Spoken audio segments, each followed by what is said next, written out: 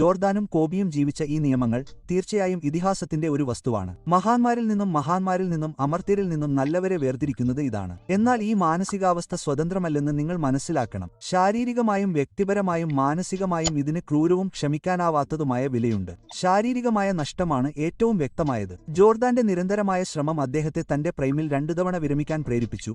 മാനസികവും ശാരീരികവുമായ ബുദ്ധിമുട്ടുകൾ അദ്ദേഹത്തെ തളർത്തിയതുകൊണ്ടായിരിക്കാം ചാമ്പ്യൻഷിപ്പുകൾ മേശപ്പുറത്ത് വച്ചത്. 17ാം സീസണിൽ കോബി തന്റെ ശരീരം കേൾക്കാൻ വിസമ്മതിച്ചത് നേരിട്ട് അക്കില്ലസ് കണ്ണീരിലേക്ക് നയിച്ചു.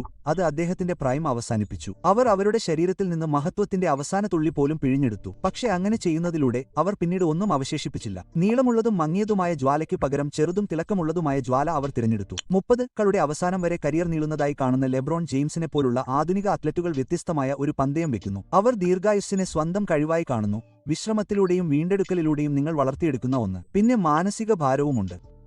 വർഷം തോറും ആ തീവ്രത നിലനിർത്താൻ നിങ്ങളുടെ മനസ്സിനെ വ്യത്യസ്തമായി ക്രമീകരിക്കേണ്ടതുണ്ട്. തോൽവിയോടുള്ള ഒരു മാനസിക വിദ്വേഷം എന്ന് ചിലർ വിളിക്കുന്നത് ഇതിനാവശ്യമാണ്. യഥാർത്ഥമോ ഭാവനയോ ആകട്ടെ, എല്ലാ ചെറിയ കാര്യങ്ങളിലും പ്രചോദനം കണ്ടെത്തുക എന്നാണ് ഇതിനർത്ഥം. ഒരിക്കലും സംതൃപ്തനാകാതിരിക്കുക, ഒരിക്കലും സമാധാനത്തിലായിരിക്കാതിരിക്കുക എന്നാണ് ഇതിനർത്ഥം. വിജയിക്കാനുള്ള നിർബന്ധം തോന്നാതെ ജോർദാന് തന്റെ സഹതാരത്തിന്റെ അമ്മയുമായി ഒരു ചീട്ട് കളി പോലും കളിക്കാൻ കഴിഞ്ഞില്ല.